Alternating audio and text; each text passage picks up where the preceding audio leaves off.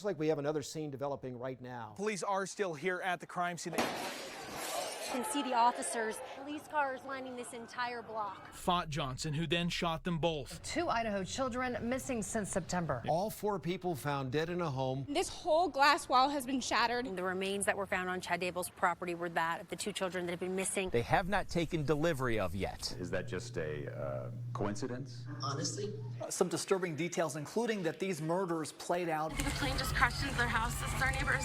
The links raise questions. It's tough to come up with that kind of money. He doesn't know every contract that the state executes. Scoured the creek bed for any sign of the young girl who was swept away. There's just so many more stories here I've heard. Much different scene than we had earlier today. This is happening kind of down the street from where the protest was concentrated. Now they're beating up they're attacking the police car. Come over to this side. Wow, there's a big crowd here attacking this police car over here. As I mentioned, come over here, Jake. This started. Oh, this isn't a police car. Excuse me. This is a. It's the car of the guy that with the bow and arrow. Did you see the man with the bow and arrow? Yes, I did. Yeah, I saw him as well. They pulled him over. The police have him. Yeah, all right, they're flipping his car. All right, if you're hearing me, I initially said this was a police car, and I was incorrect.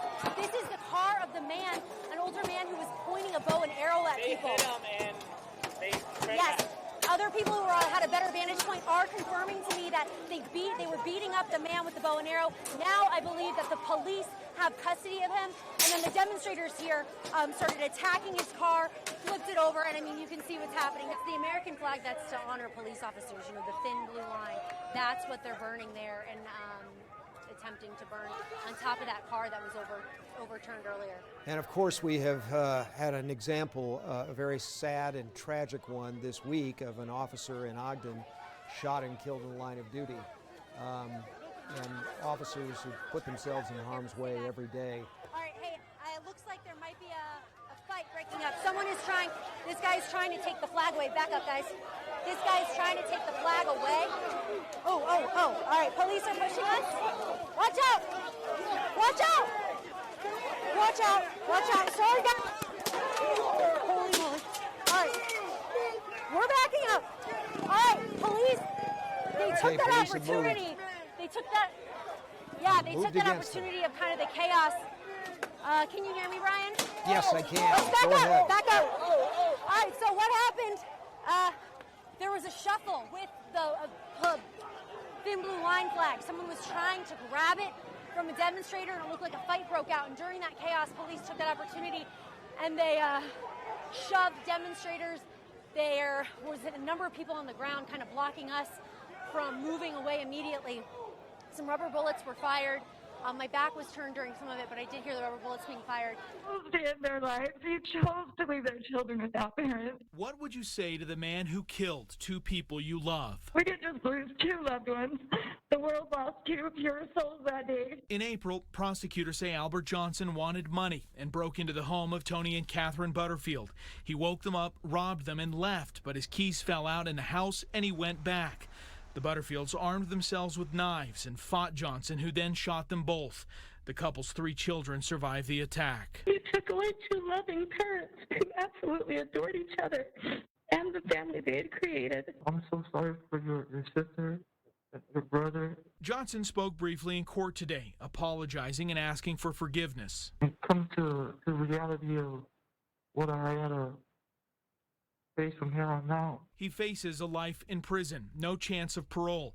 Prosecutors said even with COVID restrictions, the family deserved to be present at his sentencing. There's no substitute to actually being physically present versus being two-dimensional on a screen. Johnson apparently wanted the case to be over quickly, taking a plea deal to avoid the potential for the death penalty. 6 months seems extremely quick. Kent Morgan is a defense attorney and not associated with this case.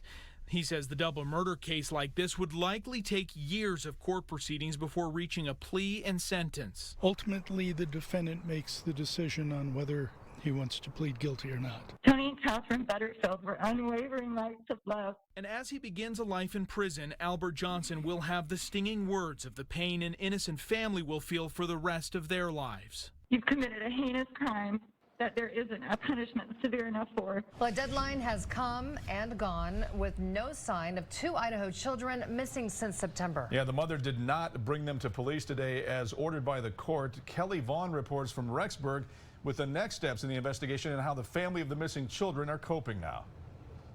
The grandparents say now they are feeling less optimistic. They say they were holding out hope, but they are not surprised that Lori Daybell did not show up with her children. She says that Lori and her husband Chad are still in Hawaii.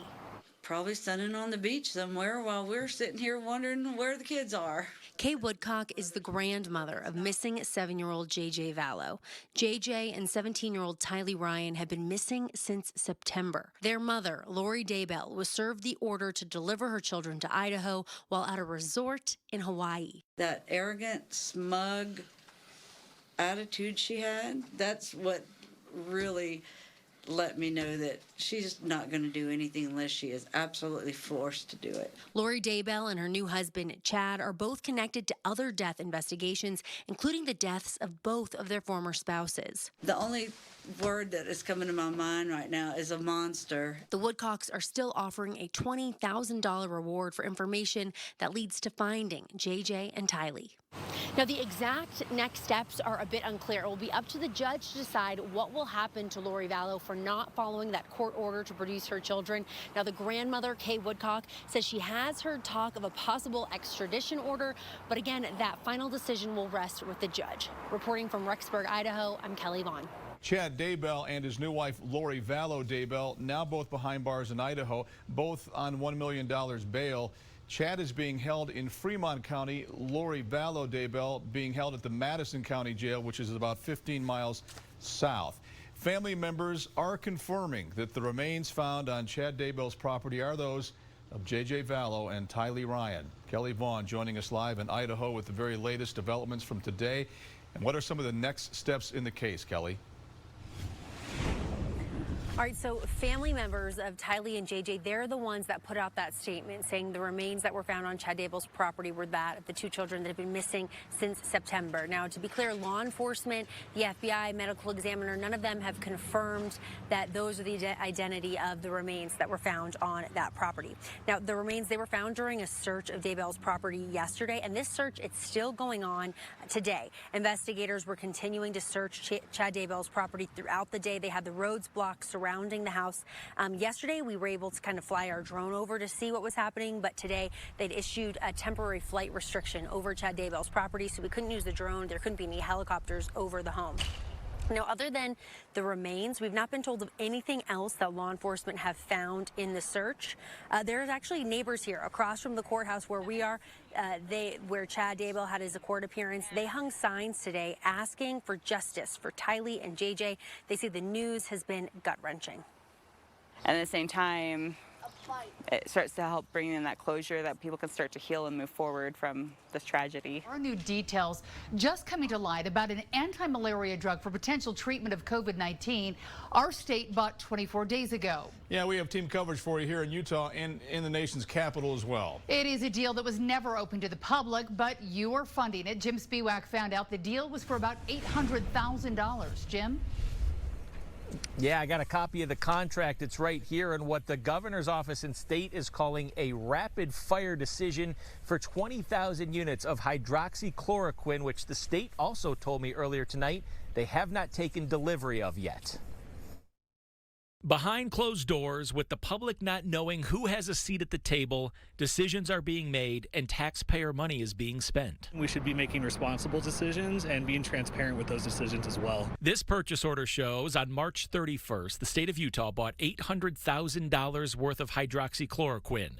The public is just now finding out about it, and I took it to Chase Thomas, who runs the watchdog group Better Utah. This is still a little concerning that the government went ahead and made a huge purchase like this without anybody really knowing. It was also recently discovered the Utah Health Department is negotiating for 200,000 units of the same drug from the same company. That deal has not been signed yet, but this is a different deal entirely. I think for Utahns, it just shows that we need to hold our government officials accountable and make sure that they're doing what's right for our state. The governor's office denied an interview request about this purchase tonight. But Paul Edwards, a COVID Community Task Force spokesperson, sent me a statement instead saying, in part, in the early days of the crisis, the Governor's Office of Management and Budget was authorized to make rapid-fire decisions about strategic purchases in support of the state's response. And earlier today, during the special session, lawmakers blocked an amendment that would have put a cap on how much the state can spend on non-FDA approved drugs, which now paves the way for the state to spend up to $6 million on drugs just like this one. Now, the statement that I received from the COVID task force, I've put it on our website in its entirety over at KUTV.com. Guys, back to you. The state bought the drugs from Meds in Motion, and now the state is looking into how they got into business with this specific company. Yeah, Jim Spiewak with the two top office holders saying today they didn't know about this particular purchase. Yeah, so as this started to come to light, Lieutenant Governor Spencer Cox said that he wasn't available for an interview. Obviously, as the head of the COVID-19 task force, we had some very specific questions, but through a statement, he says he did not know about this purchase, going on to say he doesn't know every contract that the state executes. One of the things that's come up here in the last really 24 hours, and that has to do with our hydroxychloroquine. $800,000 worth the state bought 25 days ago that the public is just now finding out about. Governor Gary Herbert says he's just finding out about that buy, too. But we had pros and cons happening, unbeknownst to me, that we actually had, of course, we had this emergency authorization that we have with our health department for these kinds of situations. The purchase was made through the budget office. We had people certainly pushing it, and people thought there was some hope there. The governor says he's not sure how or why the state ended up using the pharmacy they did, Meds in Motion. Just a little reluctant to say how we got involved, because I don't know for sure, although I've heard different stories. And so why don't you just hang on for next week and we'll be able to maybe clarify some of those things. A month ago, the state did an inventory of hydroxychloroquine. Multiple pharmacists told me today there's been ample supply. The governor says there was concern supply could run short. So that seemed to be kind of hedge your bet kind of a thing. I'm not sure that that all was correct. Now, throughout the day, I've seen copies of multiple discussions by infectious disease experts concerned about this specific drug. This while at the exact same time the state was purchasing a large quantity of it, we now know, for $800,000. Guys? This is very concerning because authorities say the storm moved in, it was very fast, and trapped people in those slot canyons. As you said, we know at least one person has died, but the concern is there may have been more people trapped who are either still in danger or who have also been trapped up in those floodwaters. So authorities obviously very worried. They did confirm to us that one person died and that they are still searching for more. Now, the ominous clue in all of this is that they say there were cars parked at the trailhead, and the drivers of those cars are unaccounted for. And so that's what the concern is tonight. Just a few hours ago, search teams found the body of that 3-year-old girl who was swept away in the flash flood. And get this, officials say she was found 28 miles downstream, and she was located by a helicopter. The girl's 7-year-old sister was killed when her family was caught in the flood at one of Utah's iconic slot canyons. Now, Jeremy Harris spent last night and today with search teams in Emory County and reports on the tragic timing of this storm that this family encountered.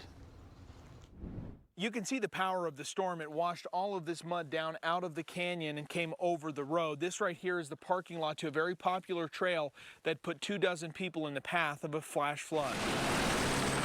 With help from the air,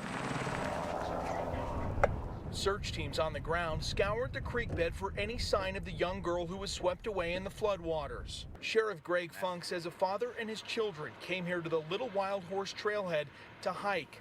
They were up in the slot canyons when a torrential rain hit. It would be like putting them through a washing machine. A 7-year-old girl died. Her dad was able to grab her body and drive to call for help, telling dispatchers his 3-year-old daughter was missing. Our search area is huge because of the debris flow and the swiftness of the water. The search and rescue teams briefed this Department of Public Safety helicopter crew, showing the rough terrain they needed to search. Making things worse, the rain caused a deluge of sand and debris. Sheriff Funk says a shirt belonging to one of the girls was found more than 7 miles downstream. The family wasn't alone in the canyon. 21 other hikers escaped the floodwaters in the powerful storm. I've been down in a slot canyon, and then all of a sudden water's just showing up. It was tragic timing that the family was caught in the narrow section of the canyon when the rain hit. It was horrific. I can't even fathom. One of these flash flood dangers is the fact that the storm doesn't even have to be right over top of you in order for it to send water down the canyon. And that's especially dangerous up in those slot canyons where things are so narrow and the water rises so quickly. Experts say it's very important to check the weather before, know the potential for storms, and avoid going into slot canyons when there's even a chance of rain in the area. In Emery County, Jeremy Harris, 2 News. In just the last hour, we've learned that a teen has been charged in the quadruple murder in Grantville, and we're also learning new details about this case. So here's what we know right now. The suspect, 16-year-old Colin Jeffrey C.J. Haney, he is related to the victims, that according to investigators. He's facing several charges, including 4 counts of aggravated murder and 1 count of attempted murder. Now, because of his age, the maximum sentence for those charges would be life behind bars with no parole.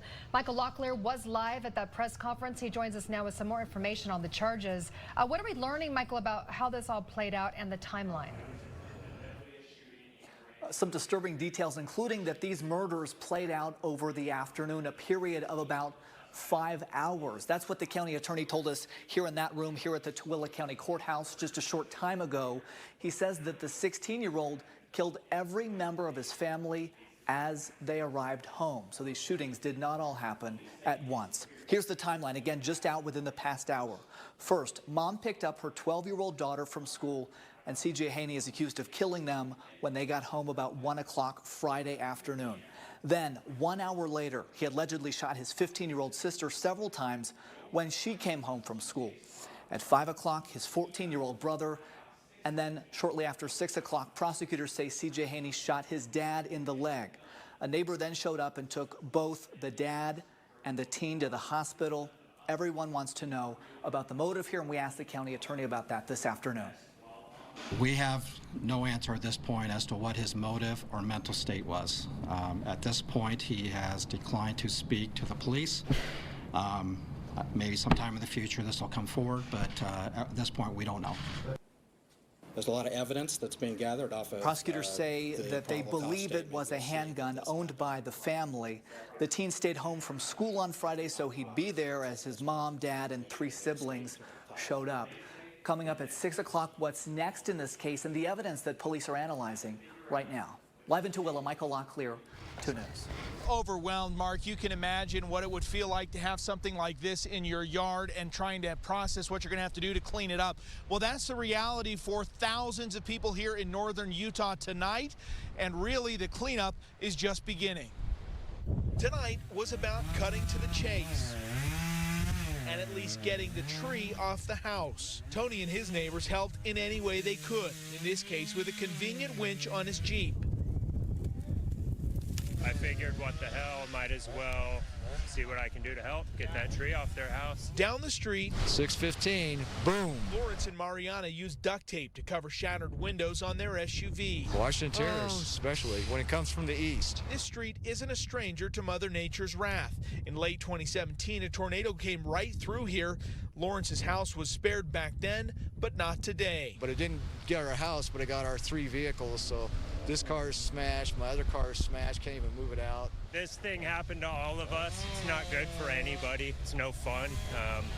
Whatever we can do to help each other out, you got to help out, you know. Tonight, eyes are back on the sky, wondering what else it has in store after the chaos it whipped through Washington Terrace.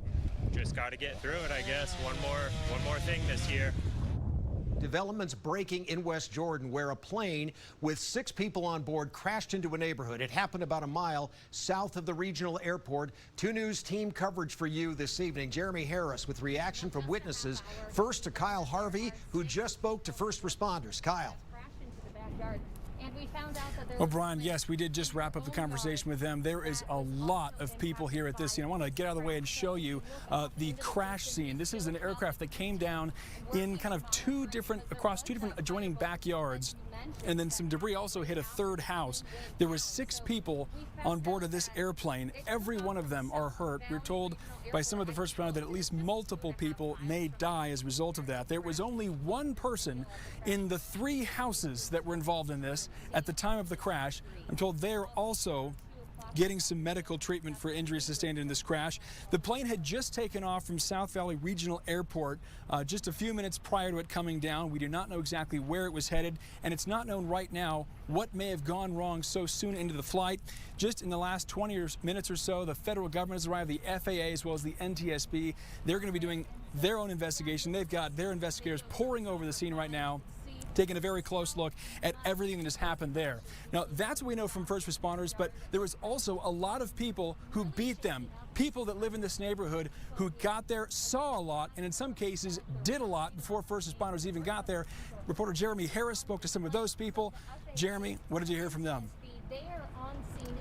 Well, you know, Kyle, this neighborhood is directly south of that South Valley Regional Airport, and a lot of people were at home. It's a Saturday just before 2 o'clock in the afternoon when this plane came out of the sky. Now, we were able to get some video of the aftermath of the plane crash and also talk to those witnesses who reported that there was a very, very loud crash, and then everybody came running out, ran out to help. What they described to us was that there were several people getting out of the plane and also at least one person who was in the house. They were out on the lawn. Neighbors began administering first aid as West Jordan Fire and Police were on their way to try and douse the flames and also get those patients who needed to. You're seeing video from Life Flight, which was here at the scene and took at least one person away from the scene. Now, I spoke with one witness who says she went down and the scene was very, very chaotic, even as first responders got there. And by that time, they had taken the child to the hospital, and there was a woman on the grass, and she was pretty severely burnt. She made reference there to a child. What she told me was that in the plane there were at least 2 children and 2 adults that she suspected might be parents of those children. Now, again, we don't have confirmed ages of anybody. And we also don't know exactly how many fatalities there are in this plane crash. West Jordan Police just saying that there are fatalities. And at this point, we also don't know the condition of those who've been taken to the hospital. So really a traumatic incident for these folks in this neighborhood. We saw some people running up, calling by their neighbors by name, asking if they were okay. So really a traumatic situation for these folks, and certainly going to be one that is not over anytime soon as police and fire and also the FAA come here to the neighborhood to try and investigate, piece together what exactly happened. We'll keep you posted as we learn any new information. For now, reporting live in West Jordan, Jeremy Harris, 2 News. If you look at the burned out aftermath here is terrifying enough. If you picture all of this on fire, terrifying sounds coming from the body of this aircraft, that is what people rushed into to try to get people out even before the fire departments got here. I think a plane just crashed into their house. This is our neighbors. Sorry, I'm really scared. The flight, it seems, was doomed shortly after takeoff. You could kind of hear the plane sounding like it was going to go down. I heard the sound of the plane and realized that that was way too low. There were 6 people on board when witnesses say the plane crashed into a house and came to a stop across 2 backyards. Popping noises that sounded like it would blow up. You could hear screams. A nurse in training, Alyssa Cigaroa, ran out with a small first aid kit and set about patching up a burned and bloodied woman who'd been on the plane. She had the holes in her legs, so I started stuffing them with gauze to help with the bleeding. Fred Waldron was already out of his house when the plane made impact. I saw just for a split second the tail, and then it went behind the trees, and just instantly that big crash, boom, and then flames, just enormous. He tells me a woman from the plane handed him 2 small children she'd pulled from the wreckage. And she kept going back. She was a dedicated mother. But those little ones are not what's etched into his memory now. There was another child still on the plane. Oh, the door was gone. She was behind the pilot seat and just looking out like that, like. Maybe 7 years old, Fred thinks, confused and terrified. 2 eyes just looking at me. Just like, help. Fred says arriving paramedics rushed toward her, but in the chaos, he didn't see what happened to her. Like so many now, he can only wait for news from the hospital. I just hope God blesses them and watches over them. That little girl that Fred locked eyes with, actually 12 years old, and she is okay. We heard that she is, despite being in there for so long, she actually was treated and released from the hospital. And Brian, there's just so many more stories here. I've heard people talk about someone who went and cut seat belts with a knife to get people out of this plane. That's not to mention heroic efforts to rescue an elderly woman from the house that was also on fire. So lots of process here tonight. So far this year, Salt Lake County has seen 14 officer-involved shootings. The highest profile case, that shooting of a 13-year-old autistic boy. And with every new officer-involved shooting, there is a renewed call for justice. I sat down with the Salt Lake County Sheriff, the district attorney, and the victim of an unjustified shooting to look at how justice can be served on all sides. It's 5 years later, and it's still hard to process of exactly what happened at night. Dustin Evans will never forget October 30th, 2015. While entering a car wash in Midvale, he saw a man he didn't know shooting at police. So I made a split decision, hop out of the vehicle, get safety, because if he's shooting at the cops, who knows what he's going to do to me. Evans ran for his life. Next thing I know, the door shatters and I fall to the ground. Shot twice in the leg, once in the hand. Another cop came over and was like, this is not the guy. The guy that we're chasing jumped the fence. Evans, a father of 3, did not know if he'd survive. I'm gonna die in my truck.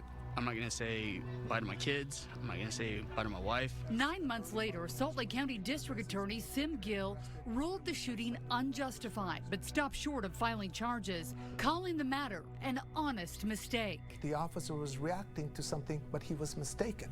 So it didn't make sense for us to prosecute that person. The officer who shot Evans was placed on administrative leave, then returned to work 3 months later. Thank you, everyone, for joining. Since Gill took office in January of 2011, he's reviewed 104 officer-involved shootings. Only 8 have been ruled unjustified, a reflection, he says, of current law. The threshold that law enforcement has to meet is very low in terms of how to use lethal force and when they get to use lethal force. Charges have been filed in just 3 of the 8 unjustified shootings.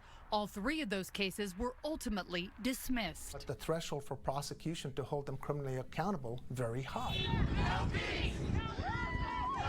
Protests here in Utah and nationally call for more officers to be charged, but Gill says that can't happen unless the law changes. What the citizens are getting and what they expect from law enforcement are 2 very different things. Salt Lake County Sheriff Rosie Rivera does not think the state's use of force law should change. I don't know one officer that wakes up in the morning and wants to take a life. They want to save a life. Drop it! Rivera says when an officer harms or kills a citizen, it is a life-changing event for the officer as well. It takes a toll. Many don't even make it throughout their career. They don't make their 20 years after they've been involved in tragedy like that, and it's been tough. We've seen some take their own lives after because it is a stressful job. Officer-involved shootings can take several months to more than a year to investigate.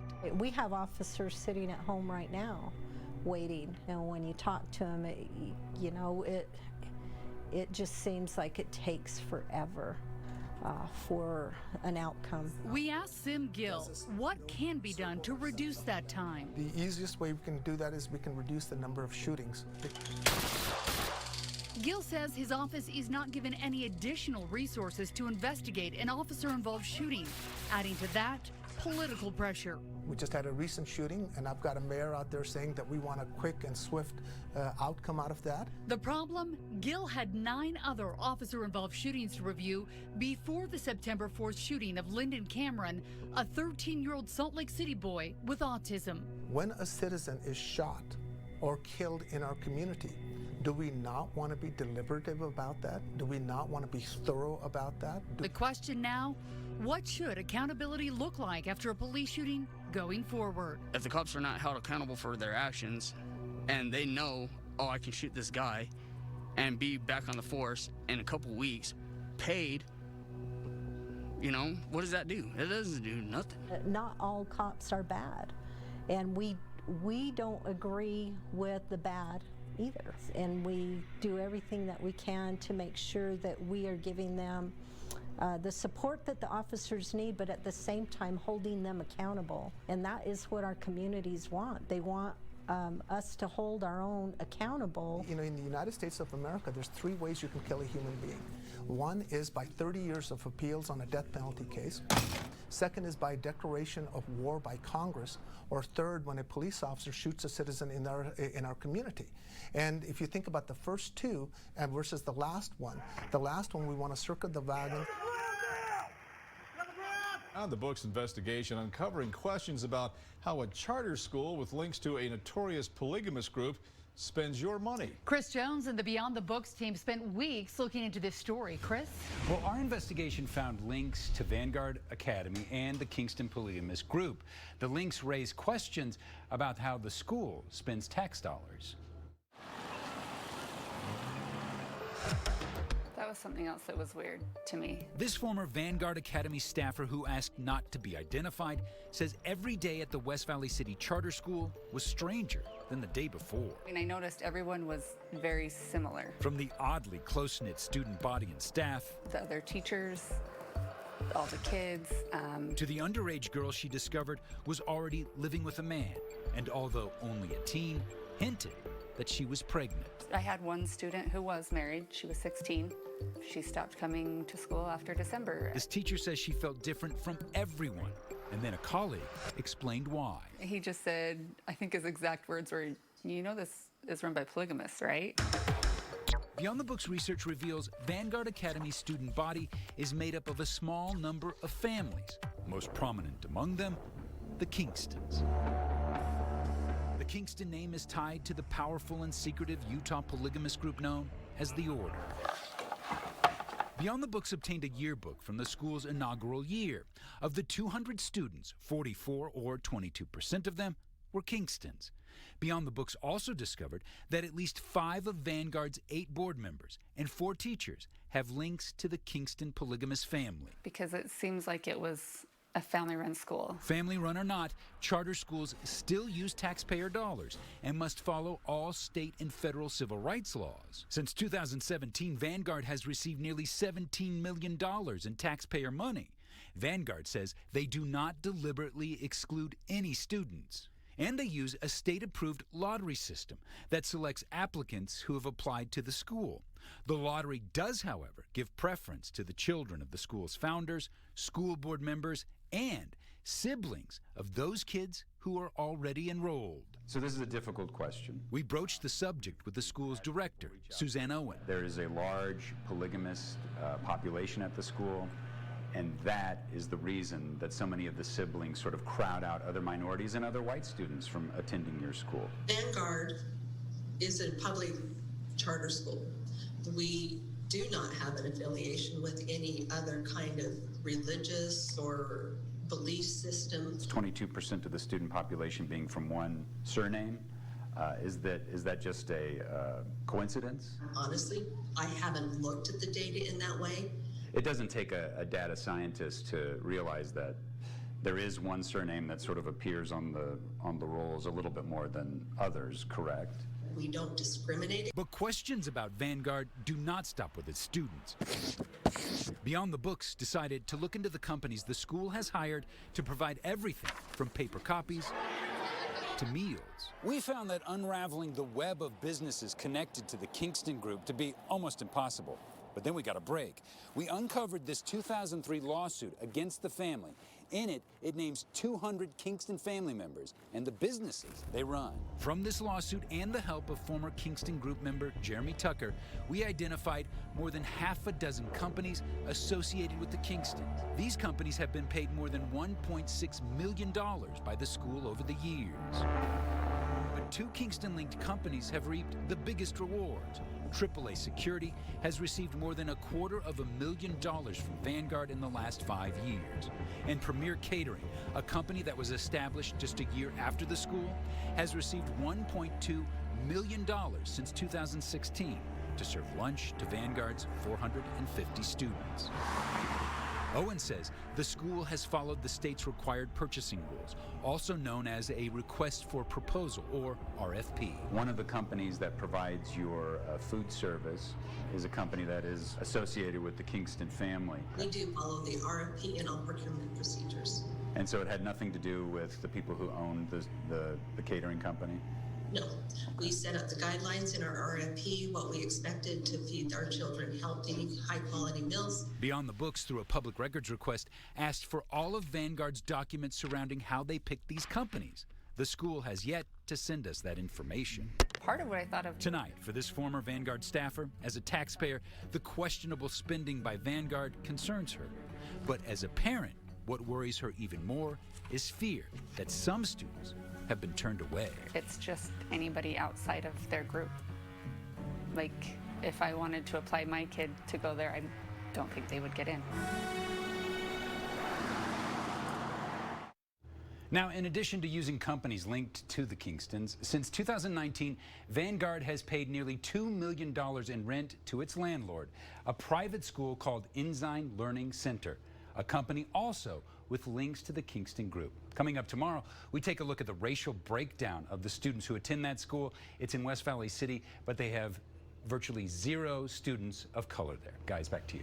Well, Chris, people watching from home are probably thinking these links are interesting, but on the surface, it doesn't look like the school's actually breaking any laws. Well, look at it this way. 24% or $4 million of Vanguard's $17 million budget over the last 5 years has gone to companies with links to polygamy. We think that that is a legitimate question to raise. Guys, back to you. Yeah, all the way. It's a typical day in the Bala house. Mom, it says I'm at 126 now. That's good. But Reed Bala's normal looks a little different than most 7-year-olds. I'm diabetic. Reed's been navigating type 1 for most of his life. He was 18 months old. He was young. He's got a pretty good handle on the day-to-day. Yeah, he's really good because he knows how to do it all himself. But looking forward is what worries his parents most. For a month's supply, it's about $550. Even for a middle-class family, it's tough to come up with that kind of money. Sorry, he's my son. I would do anything for him. So when they got another offer, how could they refuse it?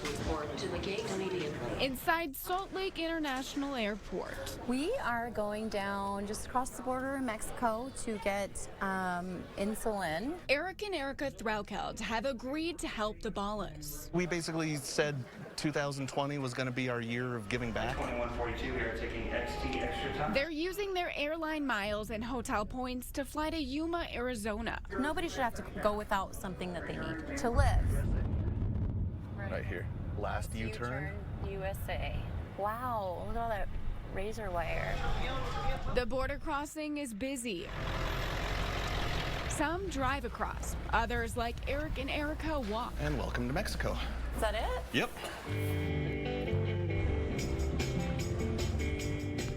Welcome to Los Algodones. The town, which borders both California and Arizona, is known for its medical tourism.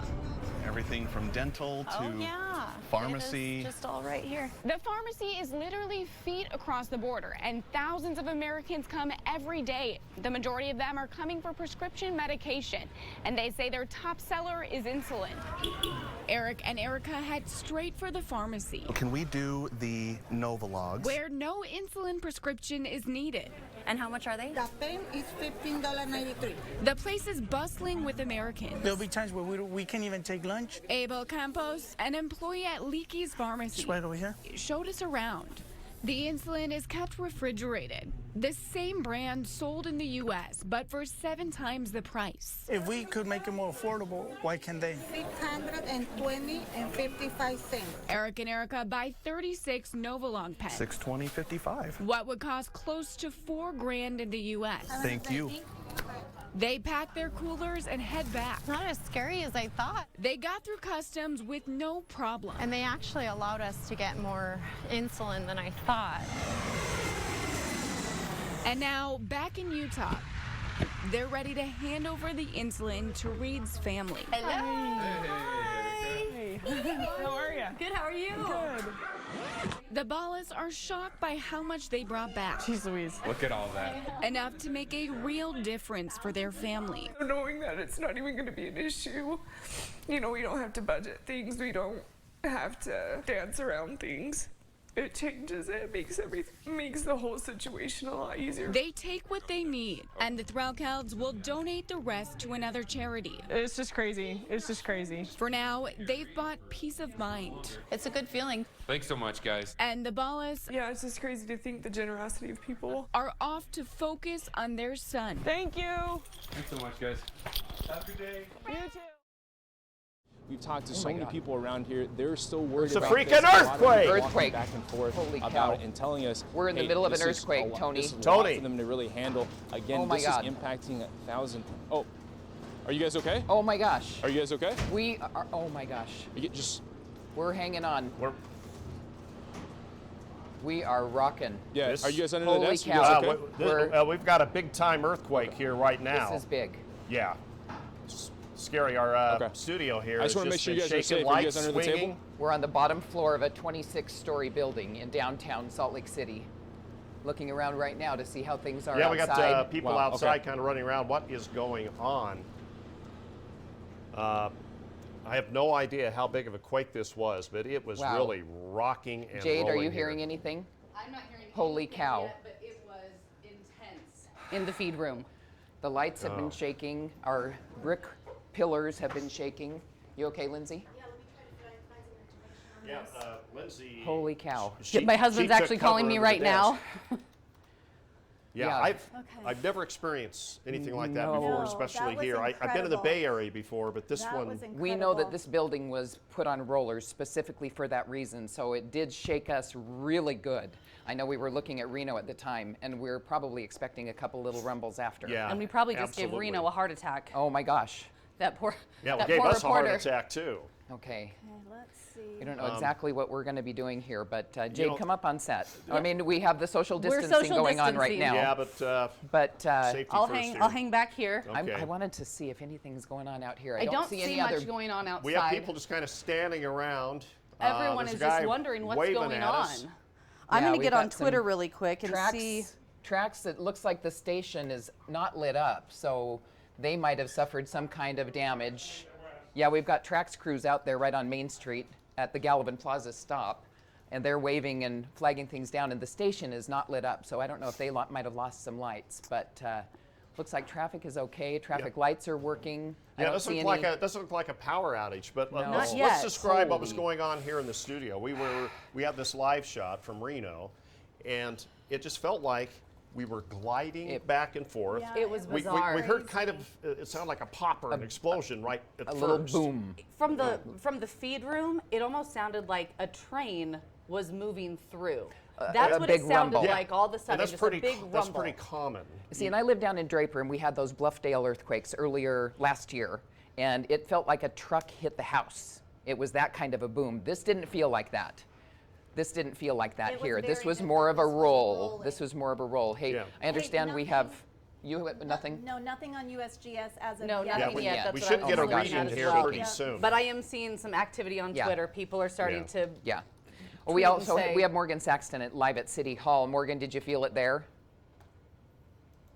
Can you hear us, Morgan? Absolutely, yeah. So, guys, we definitely felt it here. We were sitting in our truck. I just want to walk you around to show you what just happened moments ago. I mean, I'm physically shaking. This was unbelievable. We were sitting right inside of our truck here. I was sitting in the passenger seat, and my photographer, Paul, who's holding the camera right now, was sitting in the driver's seat, and the car was moving back and forth. We looked back because we thought it was some sort of joke that maybe someone was shaking the car behind us. There hasn't been too much activity out here this morning, so we really sure what was going on. All of a sudden, I looked up and these lights were flashing, and I'm not joking. The City Hall right here downtown in Salt Lake City was bending towards us. So we jumped out of the car thinking that the building was going to come toppling onto the car. My photographer grabbed his camera to start filming, and all of a sudden you could see and hear the cars started to move. The car lights as well as the sirens are starting to go off in some of the parking lots behind us. You see a couple of the police officers. There's still some movement going on out here. There's one guy who then passed us by. He was walking on his way into work. He didn't want to talk to us on camera, but he did say that he thought maybe he hadn't eaten breakfast, and he was concerned that something was going on with him mentally. But he was like, I'm just going to head into work right now and pretend like it didn't happen. So it seems like life is back to normal right now. There's a couple of people riding their bikes. It looks like traffic is flowing fine, but it was such a wild situation to happen. I mean, we just didn't know what to do. So we obviously just out of instinct grabbed our camera and did what we could to get out of harm's way. And that's really all I can say from our point of view right here. But I can certainly tell you that I'm still shaking as it just happened moments ago. But the ground was literally moving below our feet, shaking our car in the buildings above us. Yeah, it's just so unnerving. The good sign is we've seen lights on around. It doesn't look like the utilities have been interrupted. Obviously, there's probably some damage because it felt like that was pretty good. I have a friend quake. who just texted from Sandy and said they felt it all the way up at Wasatch Boulevard up in Sandy. Yeah, so we felt it downtown. And I just got off the phone with my husband. We're up in Davis County in Syracuse. He said the whole house was shaking. The whole house was shaking. Okay, Lindsay. I still have nothing from USGS. I'm trying to check University of Utah's seismology, but their website appears to be down, probably because so many people are on it. And I did just receive a tweet from UTA, a front runner alert. They said, due to the earthquake, all trains are halting until further notice while we check for damage. They have to check the rails. They have to check the rails, so front runner halted right now as we're taking a live look Yeah, we have outside live camera outside. In fact, I think I'm going to go outside. Are we on KUTV now as well as KJazz? We should be. Awesome. Yeah, we are on Channel 2 as well right now. Live local. It is 16 minutes after 7 o'clock, and this earthquake hit just about 10 minutes ago. We'll have the exact time once Lindsay finds it on the website. But Ron's heading outside real quick because we've got possible damage on the tracks lines. They're just shutting everything down as a precaution right now to check for They want to any assess possible everything. damage. And again, Twitter, of course, starting to blow up with things this morning. People saying where they felt it, how it affected their homes, lamps falling over. And Ron, you're outside now. Do you have a microphone, Ron? I don't have a, my Arch microphone has is one. working here, and we've got people just walking around kind of dazed a little bit. Other than that, it looks like everything looks normal. We've got cars driving down the street. We've got people walking up and down the sidewalks. As Jay just mentioned, we've had an interruption with UTA service. I'm going to go over here and see if I can get a microphone. Holy cow. We just got word from USGS that it was a 5.7 and the center was in Magna. USGS reporting a 5.7 with the epicenter in Magna, so it was felt all over the Salt Lake Valley, from Sandy up to Roy in Syracuse. Exactly, it was. Yeah, my husband's phone's lighting saying, up. Holy the cow. house was just shaking. Okay, there. we want to. Ron, what are you seeing downtown? Well, we want to talk with some folks over here. Did you guys feel that? What were you doing when this all went down? I just got out of the shower, and he just yelled my name, Tiffany, and it was, I mean, you could literally see our pictures and our dressers swaying back and forth, and everything falling off the shelves. I mean, we're in the 21st floor of American Towers. Oh, you're in the American Towers then, so you really felt that rocking. Yeah, we felt it, and I mean, everything's our falling bed off was the moving. floors. He Our threw place me. is a mess. He threw me on the bed, and then he's like, "Get dressed," and I've never. So we just wanted to get out away from these tall buildings. And we ran all the way down the stairs. Yeah, and usually there are aftershocks too, so we have to prepare for that. So you're just going to get away from the tall buildings. What else can you do? I don't Pray know. for the I best. thought we'd go stand in the middle of Galvin Center, but Yeah, just, you know, I don't want hope to go back that up the there. That was aftershock- really scary. You never know what aftershocks are. I've never been in an earthquake, ever. So what about other people in American Towers? Are they able to? A bunch of people running down the stairs. It was like a panic. Yeah, some guy was with his 2 dogs, and oh, yeah, but 21 floors up, and you know, it it's shook 25. hard. Everything fell off the walls, off our shelves. Well, we're glad that you guys are okay, and you're visibly upset. Of course, we all are. That is so scary to live through something like this. So, anything else that you've noticed? No, just No, we just panic. wanted to do the right thing. I'm guessing stay away from tall buildings. Oh, yeah. So. How did it Yeah. feel in the? Oh, we were rocking back and forth. It was like we were on rollers or something. Yeah. Yeah. So, yeah, but being in the American Towers that high up was pretty scary. Okay, and the last we heard, it was about, what did you guys say it was? 5.7. 5.7 Yeah. in Magna. Yeah. Wow. Okay, because I was just going to try to find that on my phone. All right. Well, thank you very much, and Mary we're glad okay? you're okay. Is Mary okay? Mary's okay. She's standing right in there. I'm okay, thank you. And that's the thing, you know. Oh my gosh, what a If we're scare. okay, Holy cow. I mean, we're living through all kinds of things right now, coronavirus, and then this. Guys? Okay, now Lindsay, were you? Lindsay, are you at the wall with You're the at the information? wall? Yeah, I'm here at the weather well. I've got some information. This coming into us from USGS. Again, it was a 5.7. This is where the center was, southeast end of the Great Salt Lake. They're calling it Magna probably because that's the closest city to it. It had a depth of 6 miles. That's why it was felt up and down the Wasatch Front. We now have reports of people feeling it all the way from Cache Valley down to Utah County, possibly even beyond that. Of course, we're going to have to get out and see what kind of damage was done by that. But it lasted for quite some time, or maybe it just felt like a long time because this building was swaying. I took cover underneath the weather desk. Just incredible. Now, I was also in those earthquakes down across the south end of the Salt Lake Valley. Those were very different. Those were more of a shaking. It felt like this was more of a rolling wave, it felt like. Just a very surreal experience. So yes, a 5.7 earthquake centered just north of Magna. It looks like north of I-80, very close to the airport, had a depth of 6 miles. And so because of that, it was felt up and down the Wasatch Front. Guys.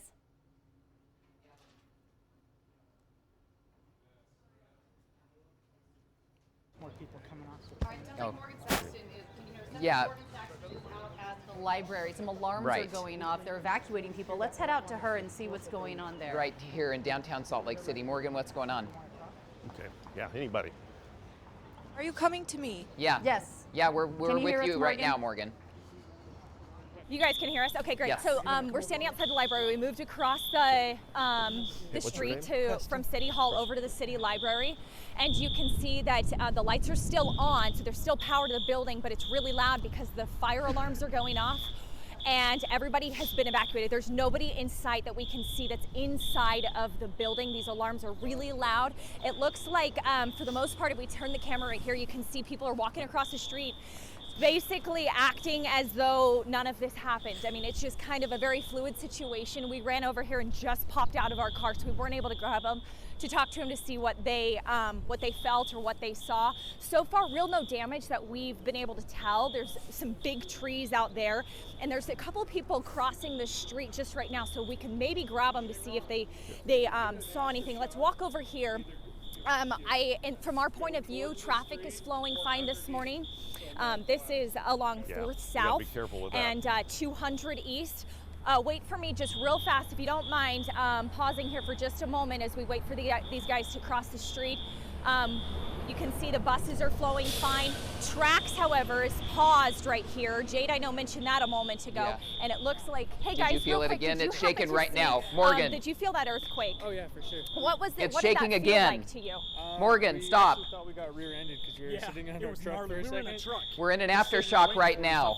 I guess there's some sort of aftershock right now happening. I don't feel anything. I Do don't you either. guys know? I No. mean, there's real no aftershock happening right here. No, I think we got so much adrenaline going through us right now and stuff that I don't think it's showing anything. Where were you guys headed? What were you doing? We're just over here getting ready to work over here and stuff. We were just in our truck, just sitting there, and all of a sudden it just woo, like shook us like crazy. What and did you stuff. guys see?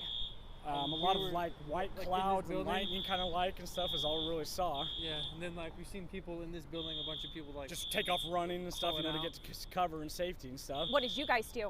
We just sat in the truck. It's probably the best spot to be in, honestly. Were you guys already in your truck? Yeah. I mean, I guess there's an aftershock happening right now. I'm not sure how long it lasted, but what did it feel like to you? How long did it last for you guys from your point of view? It felt like hours, honestly, you know what I mean? But it's probably good 20 seconds or so, 30 seconds, something like that. Okay, That's what it felt like. and you tell us, point out again where you guys were standing. Just we were right over behind the Planet Fitness in that parking lot on the west side. And you said there were others around you. How did they respond? They were like shaking and running. Everyone's out now, out of the building and stuff. They're over in the parking lot now. But into the parking lot where there's not as many buildings. Have you guys ever experienced something like Nope. this before? Nope. I mean, luckily, there's not too many people downtown right now because everybody's being told to stay away because of the coronavirus. Were you guys headed into work? Yeah, and we're trying. So we'll do quality fire suppression and stuff like that. And so I'm gonna come over here and see if I can get in these guys to get their alarm shut off for them to help them out, you know, and stuff because it's going crazy. So I'm like. So that's why we're walking over here right now for that. Oh my God. Well, okay, we'll let you guys do what you need to. But hey, Ron and Mary, I can tell you though, the alarms are still going off. These guys are going to go and help them out. But it appears like everybody from here, I've gotten reports up in Davis County from my husband who called me, said that the house felt like it was going to crumble on top of him. And some more of my family up in the Ogden area also reporting some shaking up there as well due to this earthquake. Very scary situation, and it was incredible to feel, and seeing as we were so close to these tall buildings, my photographer and I tried to scurry away as quickly as we possibly could. Well, we're on the bottom floor of a 26-story building, and we were a little bit shaken as well. Oh my, I'm still shaking, like you are, Morgan. And I have a friend who's from California, and she just texted me, and she said, as a Californian, that was huge and long. It was very impressive. She said it felt like it lasted forever. And we did just have an aftershock. Lindsay was just checking on the USGS site to track the aftershock. We did just have one. We can see the lights shaking in here and feel just a little bit of a roll.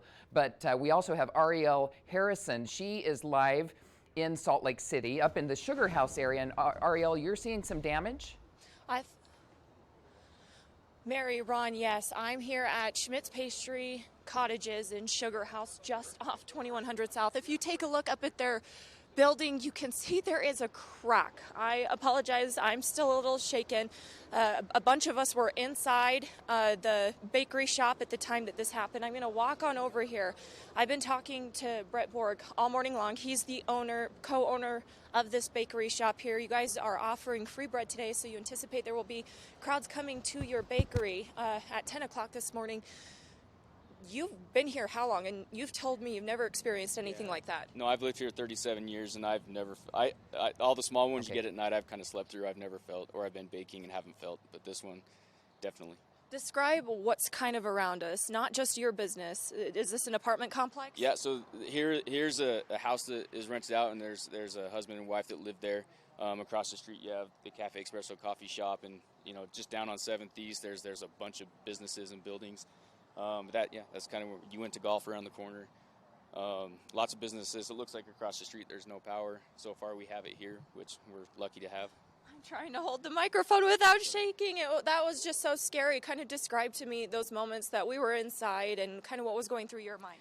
Yeah, so I don't know if you've mentioned it, but at first it kind of felt like a car ran into our building, which we've had happen before, and so I kind of figured that's what was going on. But then after a few seconds, I mean, it really started rocking. There was customers, employees, us in there, and I mean, you could see all of us like wobbling, trying to keep our balance, and that was something unexpected. Kind of felt like you're on a rolling sea a little bit, and yeah, emotions, you didn't know what to do.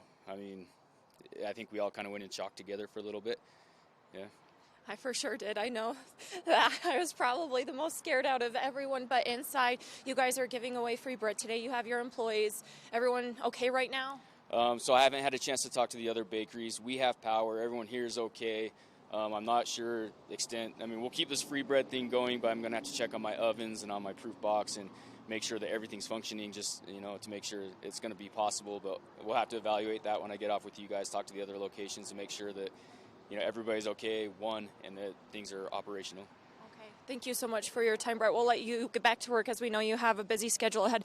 Let's just walk on out to 2100 South. This is a fairly busy road. You can see, if you take a look, the lights are flashing down here. I know that other places have been hearing sirens. We haven't heard that, but I also spoke to a biker who says he was in Walgreens when the earthquake hit. He said he was obviously nervous, booked it out of there, and was headed this way. I wanted him to stick around, but he was understandably shaken. But on the ground so far, everyone appears to be okay. There were tenants in this building next to me that popped their heads out the window as soon as it hit. I had just run out of the store, and he asked me if I was okay. Another customer that was leaving also here appeared to be okay as well. So no injuries, thankfully, but definitely a surreal experience. we're going to stay here again, and we'll report back when you guys check back in. But we'll send things back to you in the studio. But happy to report people appear to be okay here, guys. Okay. Ariel, thanks so much. Yeah, to be right here in the middle of Salt Lake City. But again, this was a 5.7. The first one was a 5.7. We've had based at in least Magna. 2 aftershocks since. That's right. And it was based in Magna, but we're getting reports felt from as far away as the Cache Valley, Utah County, and we have Lindsay was just checking the USGS map, and you have that called up for us, Lindsay, with the aftershocks? I do. Yes, we've actually had 3 aftershocks as of right now. Now, this is the initial quake right here, hit at 7:09, 5.7, had a depth of 6 miles. These are the 3 aftershocks. We had 2 at 7:15. One was a 3.5, one was a 3.7. Then just a few minutes later, we had a 3.4 at 7:18. All of these with depths between about 4 and 6 miles below the surface of the earth. Now, we are going to continue to see these. We likely will continue to see these aftershocks throughout the entire day. When you have a quake this large, almost a 6 magnitude quake, you are likely to have hundreds, if not thousands of aftershocks in the hours and days to come. So we've had 3 so far. They likely will continue on and off throughout the day. So we'll continue to monitor it. We'll continue to give you the latest information as it comes into us from USGS and get that to you here on 2 News. Okay, now we want to look at Rocky Mountain Power. Yes, so we have thousands of power outages being reported around the city right now. Taking a live look, this is the Rocky Mountain Power live map, and you can see up north there are a couple dozen, but here in the Salt Lake City area there are 5,500 power outages being reported as we speak. You can see those red dots on your screen, and you can see where they are. Some of them there in Salt Lake, others kind of scattered about. Of course, we can feel safe to assume at this moment the majority of these outages due to the earthquake and the aftershocks that we continue to feel now. We'll, of course, continue to keep you updated on these outages. We know, of course, that all of them, crews have been notified. They will be out trying to get power back to as many areas as they can, as soon as they can, but they will be inundated right now. So just know there are almost 6,000 people right now without power. Ron? Jay, thank you very much. Just outside the studios here, raced out once we felt that first quake hit because there were a lot of dazed, frightened people that headed out into the streets, particularly from the towers. This is an apartment building, twin towers over there, and Preston was one of those who got out of there as quickly as you could. Which floor are you on? Yeah, I'm on the 23rd floor. 23rd floor. Describe what it was like. Oh, it was initially a big thump, like a giant bookshelf tipped over in the room next to me or something. You could feel it under your feet and everywhere around you. And then I felt it again. Then all of a sudden it started waving, and then I was pretty alert then. started moving, and then it just progressively got worse and worse. So would you hit the stairs or the elevator? Oh, I couldn't do either at first. I mean, I just braced myself against the wall because it was waving so much. I tried to move, and it was the entire building was moving out from under you.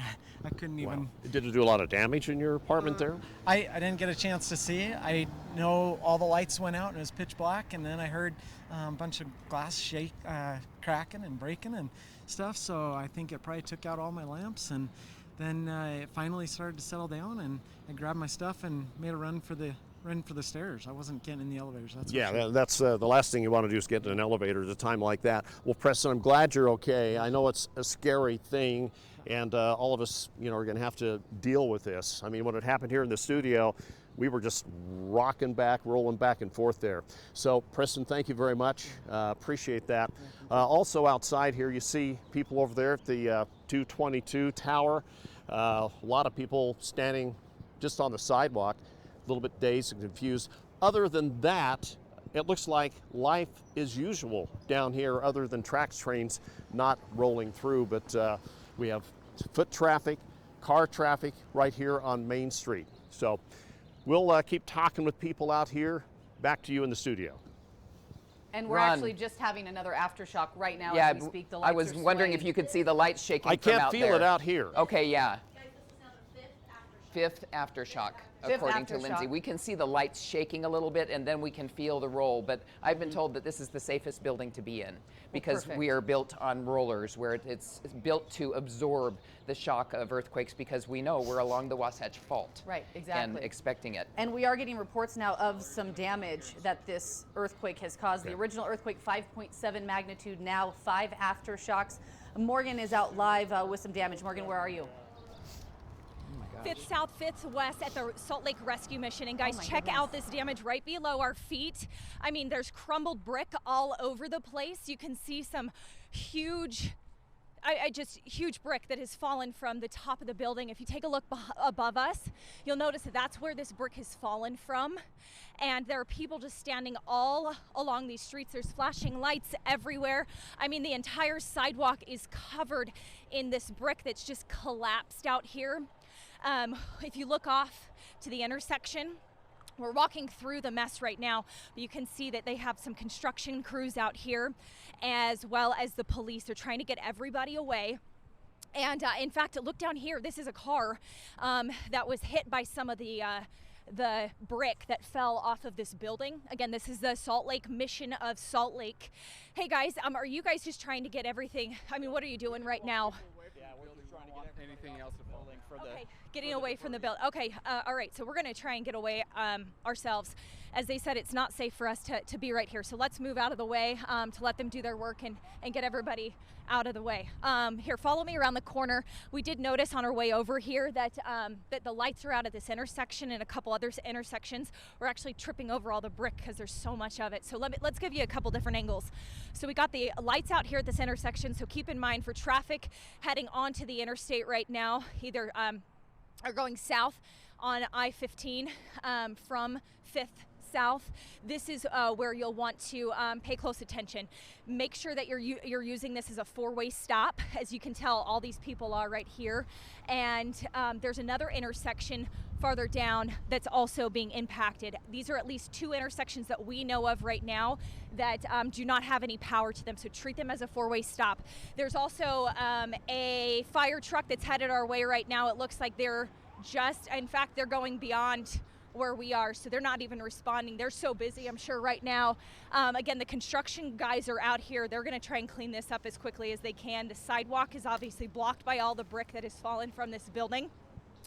And then all the people that were inside this Salt Lake Rescue Mission are standing on the street just down the road. So there's still a lot going on right here. It didn't look like any major damage to the cars that are sitting on the street right now, but the police and the construction workers are trying to kind of figure out what's going on here and clean up this as quickly as possible.